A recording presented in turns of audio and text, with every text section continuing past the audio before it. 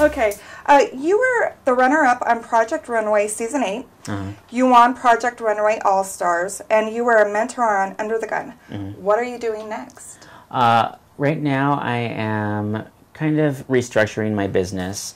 After the show, I was really focused on providing a product that was really fan-focused, and so that really involved T-shirts and buttons and different things like this. So right now, my new venture is really getting into the cut and sew. So that's actually working with factories, getting numbers of different styles in-house, and we always do direct to consumer, because for me as a designer and providing a product, it's really important for me to work with the consumer. So every chance that I have, I really want to talk to them and see what they like, what they don't like about the business, and I feel like it's a win-win situation for both me and the customer when I'm able to provide a product directly to them. So are you going to be doing any more television shows? That's a good question. I think that in my future, one of my goals is to do some more on-camera stuff, whether that's a television show, whether that's me creating a collection and collaborating with another designer from the show, or if that's me doing correspondence on a red carpet. Any of that is possible, and that's really what I want to do, moving forward. I can imagine you being a correspondent. You would be so fun. Well, I have experience. I've done some red carpet commentary for the Academy Awards with affiliate out of LA, and it was fun because they have their experts and they've been there year after year after year, and so there's this new guy off this reality show that jumps in, and I feel like I'm kind of speaking for the people. Like, they always feel like they're experts. They're really talking about specifics. They're talking about what the trends are, what the what designer it is, and basically I'm just there to give a opinion, because I'm like the guy watching it from the couch watching the TV. So I'm just saying, I don't really like it for this. I don't think it's the right color, and who cares about the trends? I'm probably speaking for the mass, majority of what people like and what they don't like. At least in my head, in my little head, I'd like to believe that I'm right. And you're right. So in many instances and events and occasions, you are also often referred to as the Latino designer. How do you feel about that? Do you embrace it, or do you feel pressure from representing a whole culture? Well, I think that really, I think there is pressure. I have been, kind of been the face of this Latino designer. I've been in different Latino publications, and it's hard for me to really I don't want to say take responsibility, because I don't feel like it is a responsibility. It is my heritage. I am Mexican-American. I mean, right now we're in my studio and in North Denver. Right, in North Denver, and I'm 2 blocks away from the church that I was baptized in, that I had my first communion in, that I was confirmed in, and my parents got married in. So this really is, this is really where I'm from. I don't really necessarily look at that Latino checking a box as my heritage. This is my heritage. This is my upbringing. This is what I know. I don't speak Spanish, and there have been times where I'm out at an event, and somebody comes up to me and says, "Aren't you Latino?" And this happened recently in Art Basel. She said, "You're Latino. Do you speak Spanish?"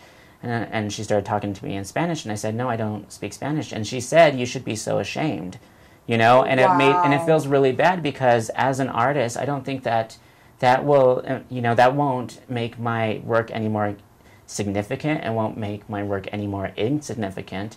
I feel like, what I'm doing and what I share with the world as a creative person is not influenced necessarily by me speaking Spanish, but it is influenced by my upbringing, and this is, again, what I know. And speaking of your influences, Betty, your grandma, she was a big influence, and you elaborate on that? Well, my grandmother was probably my biggest supporter growing up, and, I think for me it was always very difficult to allow that support and really understand that support, because I was a creative guy ever since I was very young, and a lot of the things that I was, growing up with, going to church and being raised in a Latino Catholic family, a lot of things that boys aren't supposed to do, there is a lot of give and take. So, for instance, if I played piano, if I wanted to play piano and take lessons, I had to play baseball during the summer. Oh, wow. So it was I was very confused. What am I supposed to do to make this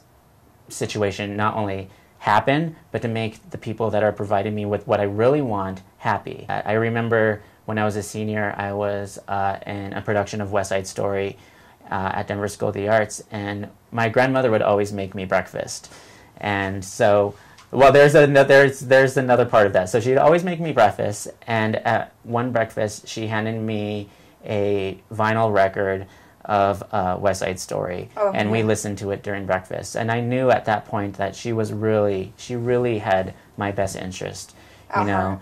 The second part of that was that, you know, ever since 8th grade, she would walk me to the bus stop, and then she would wait until the bus came.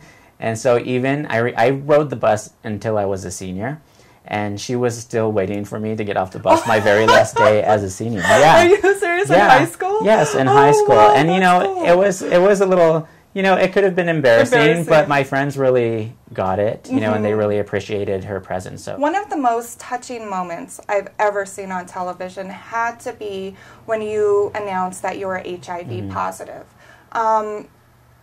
You are now an advocate for AIDS awareness. Can you talk about that a little bit? Yeah, so 6 months before I was cast on Project Runway, I was in the hospital dying from AIDS with a T-cell count of 14 with complications from HIV. And, you know, it really took that moment to realize that I still had a purpose, that I still had creative goals, that I was still able to not only accept love, but also give love back. And it was on Christmas Day when my mother came in to the hospital. And at this point, I was 30 years old, and I still wasn't, you know, sharing this information. I had told all the doctors that this information wasn't to be shared with her. She didn't need to know why I was in the hospital, wow. you know. And she left that day, and before she left, she had told me that the family was going to wait to open presents until I got out of there. And that meant a lot to me, because this is another part of our family tradition. We always go to my grandmother's house to open presents. We're always at her house in the morning having breakfast with my entire family. It was really that moment where I realized that I was missing out on so much. And I was really pushing so many people away from me and not allowing them to support me. And beyond that, I had lost all interest in what I was capable of, you know, achieving, whether that was, you know, health in my healthy life or in my creative life, you know. And when she left, you know, that was my rock bottom. Realizing that I had a purpose and realizing that I was letting this disease take control over me completely was really my rock bottom. And that's when I decided that, you know, I had to get out of there and start focusing. In a lot of ways, it was my saving grace. You know, that moment really gave back to me, and I honestly feel like my grandmother Betty held my hand from that moment on to the point where I was casted at Project Runway. I designed what is now called the positivity design, which is this motif of this repeated plus sign. And I asked one of the designers to come over and look at my work, and there was like 2 designs in front of her. And she said, this one, and I asked her why. She said, I just know this is more you. And that really clicked, and I knew that that was, you know, my moment. And that was really the message that I wanted to share. But even when Tim came by and was mentoring us and asking me about the design, I kind of, you know, continued to hide it. And really it was just because, you know, I was there to really evolve as a creative person and as a designer and really share my ideas. And that was my first, you know, that was my mom's first time in New York, and I wanted her to enjoy, you know, the Project Runway experience. And so the next day, it was Runway Day, and I had finished my design, and I was really proud of it, and I felt like it was very strong. And it walked the runway, and, you know, you've seen the show, so we stand up there, they critique all the designers, and I went first. This is not how it was aired, but I went first out of all the designers, and I told my story. And then that's when Nina said, I wish I knew what the story was. But then all the 6 other designers talked about their inspiration and about their childhood. And it was really the designers that gave me the strength to be able to talk about it. And what was amazing to me is that I was able to talk about 10 years of my life in a matter of a minute. Right. You know, and I was able to let go of so much weight on my shoulders, and I can see myself physically lifted, yeah. you know, and I was very, very, you know, I was very relieved and I was very happy. And, you know, I guess, you know, even talking to you right now, and this is 5 years later, thinking about it, I haven't really processed those emotions that I felt while I was, you know, letting go.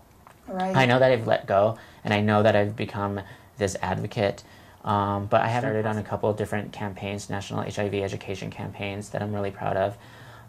You appeared on CNN. Yes, Wow. I appeared on CNN with the Silver Fox. Yeah. And which was, I don't even have to say his name because everybody knows who he Yeah. is. And that was really amazing, you know. And I've met some, you know, and that's, you know, that's a really amazing part of it. Yeah, I have met these celebrities, and I've been able to go on these different programs. But as an advocate, I get to go to some of the largest HIV conferences in the country and in the world. And really, the people, the HIV community, whether you're infected or affected by HIV, those are the people that I really learn a lot from, you know, and their stories really, you know, really let me and empower me to continue, you know, my work as a person living with HIV, and really trying to, you know, expand on my experiences and doing as much as I can to not only take the responsibility for not myself, but take the responsibility on for the larger community. What I think I really wanted to say to you is that I think that you're a great inspiration to people who are trying to pursue their dreams, well, are pursuing their dreams, and have obstacles that they've overcome, and your obstacle happened to be a really big one. So I want to commend you for all of the work that you've done in the community, as an advocate, as a Latino. That's the fun thing about fashion, that it doesn't have to make sense as long as you're comfortable and confident in what you're expressing and how you're sharing your ideas through fashion. Some people call them clothes, you know. It's perfectly fine. I mean, who am I to judge? Just because I'm a fashion designer doesn't make me an expert. I appreciate everybody's point of view. Well, that makes me feel better because I was so... Shut up and sit down.